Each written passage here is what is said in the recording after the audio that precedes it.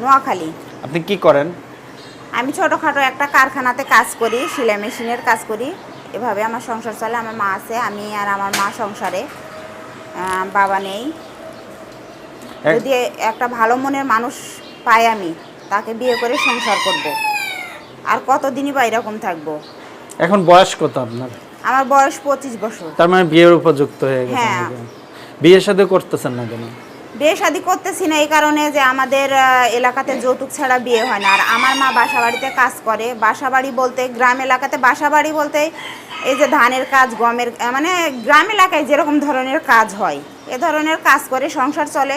যৌতুকের অভাবে বিয়ে হতেছে না। যৌতুক ছাড়া যদি আমাকে কেউ বিয়ে করতে চায়, দর্শকের উদ্দেশ্যে এটাই বলবো যে যৌতুক ছাড়া যদি কেউ আমাকে বিয়ে করতে চায় তাহলে তো তাকে অসংখ্য ধন্যবাদ। আমি তাকে বিয়ে করতে চাচ্ছি, এটাই। আচ্ছা, আপনার পরিবারে কে কে আছে? পরিবারে আমি একাই আর আমার মা। আচ্ছা, আপনার বাবা কি করেন? আমার বাবা মারা গেছে, নাই। আচ্ছা আচ্ছা, ভাই বোন? ভাই বোন আমি একাই।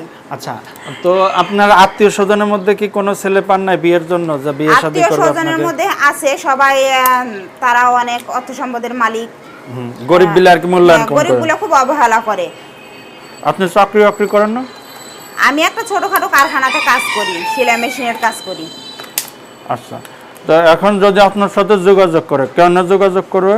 যোগাযোগ করার মতো হচ্ছে যে আমার কাছে কোনো ফোন নাই। একটা বাটোমালা ফোন ছিল, নষ্ট হয়ে গেছে। আর হচ্ছে যে স্ক্রিনে নিচে নাম্বারে যোগাযোগ করার সহযোগিতা আপনারাই করে দিন। আচ্ছা, আমরাই করে দেবো। হ্যাঁ, সবই যদি আমরা করে দিই তাহলে বাদ বাকিটা কি করে দেবে? বাদ বাকিটা দর্শকরা দেখতেছে, তারা কমেন্ট করবে, বা আমাকে যদি তাদের ভালো লাগে তারাই যদি আমাকে একটা ফোন দেয়, যোগাযোগ করে, গিফট করে, ফোন গিফট করে, তাহলে তো আরো ভালো হলো। এখন যদি ভিডিও কোনো ফোন গিফট করে নেবেন? ভিডিও হোক ছোট হোক, একটা ফোন হলে হলো, তার সাথে আমার যোগাযোগ হবে, কথা হবে, ভালোবাসা হবে, এটাই তো, আর কি লাগে। আচ্ছা, তো এখন দেখা যাচ্ছে কি যে বিবাহিত ছেলে না অবিবাহিত ছেলে আপনার পছন্দ? দেখেন, বিবাহিত বলতে এখন বউ, ছেলে মেয়ে আছে, তারা যদি নখ দেয় তাহলে তো আমি সংসার করতে পারবো না। আর যা বউ মারা গেছে, বউ চলে গেছে, এরকম ধরনের ছেলে হলেও কোনো সমস্যা নাই। বয়স্ক 30-35 বছরের ছেলে হলেও কোনো সমস্যা নাই। কারণ আমি তাকে, সে আমাকে নিয়ে সংসার করবে, আমার মা আছে, তাকে দেখবে, এটাই আমার, মানে আপনার সবকিছু জেনে শুনে আর কি? হ্যাঁ, আমার সবকিছু জেনে শুনে সে আমাকে গ্রহণ করবে। আচ্ছা, আপনার বয়স কত এখন? 25 বলছেন? 25 বছর। আচ্ছা আচ্ছা, হ্যাঁ। তো আপনি পড়াশোনা কত দূর করছেন? পড়াশোনা আমি বেশি দূর করতে পারি না, কারণ খুব ছোটতে আমার বাবা মারা গেছে, এই জন্যে 6-7 পর্যন্ত লেখাপড়া করছি। এখন দেখেন, আমাদের এখানে অনেক প্রবাসী আছে যারা বয়স্ক, হ্যাঁ, দেখা যাচ্ছে যে অনেক বয়স হয়ে গেছে কিন্তু বউ চলে গেছে, বা বাচ্চা কাচ্চা আছে, বউ চলে গেছে, অনেক প্রবাসী যায়, হ্যাঁ, বা মারা গেছে। এরকম কোনো প্রবাসী যদি আপনার বিয়ের প্রস্তাব দেয়, আপনি কি রাজি আছেন? হ্যাঁ, আমি রাজি আছি, সমস্যা নাই।